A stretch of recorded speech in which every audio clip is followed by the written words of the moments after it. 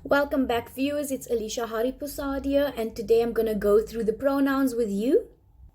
So let's start with the definition. So basically, a pronoun is a word that can function as a noun phrase and can either refer to the participants within the discourse, like for example, I or you, or it can refer to something or someone mentioned within the discourse, like for example, she, it, or this.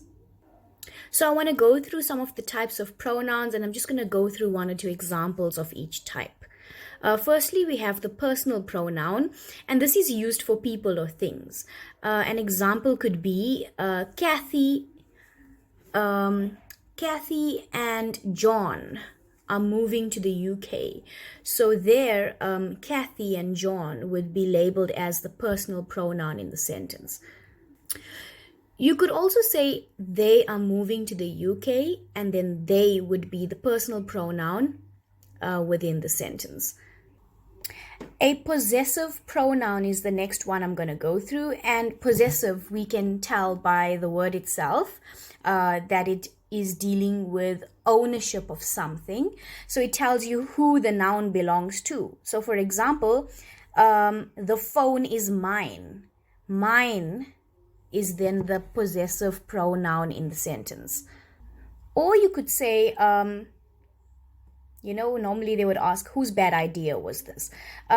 So this bad idea was ours, and ours would be then the possessive pronoun there. That means the idea belongs to us. Then I'm going to move on to reflexive pronouns. And a reflexive pronoun reflects or refers back to the subject of the sentence. Normally, a reflexive pronoun would end in self or selves. That's spelled S-E-L-F or S-E-L-V-E-S. So an example of a singular one, myself. Another example, yourself, himself, herself, itself. Now, in terms of plural, ourselves, yourselves, or themselves. And for an object, you could say itself. And then there's indefinite pronouns. Now, within this type of pronoun, you will find that it's used to account for things that don't have a specific amount. So an example of that would be many of them were sick, and then the indefinite pronoun in that sentence would then be many. While looking at some other examples of indefinite pronouns like some, few, many, someone, no one, nobody, somebody. It's not specifying. It's now giving a general account. Now, on to the next type, demonstrative pronoun. This one is used to point out to something specific. So, for example, my shoes are not the same as yours. So there you can see that the same would be identified then as the demonstrative pronoun. I'm going to go through some other examples quickly of the demonstrative pronouns. This, that, these, those, the same, the other.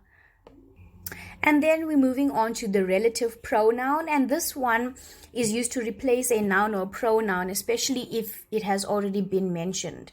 So an example here now, the sentence, let's just say the original sentence was, or sentences were, he is the doctor, full stop, the doctor treated me.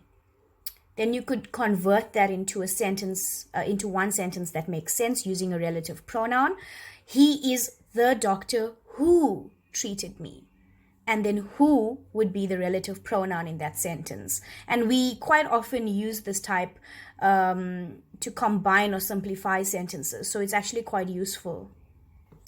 And then the last type of pronoun I'm going to discuss today is the interrogative pronoun. Now this one is used before the verb when asking certain types of questions. Like, for example, a common one would be who, whose, which, or what. Those are commonly known as interrogative pronouns. An example of that could be, who is your best friend? And then who would be identified as the interrogative pronoun in that sentence. And I really hope that this video was useful and it helped you out with the sections of pronouns.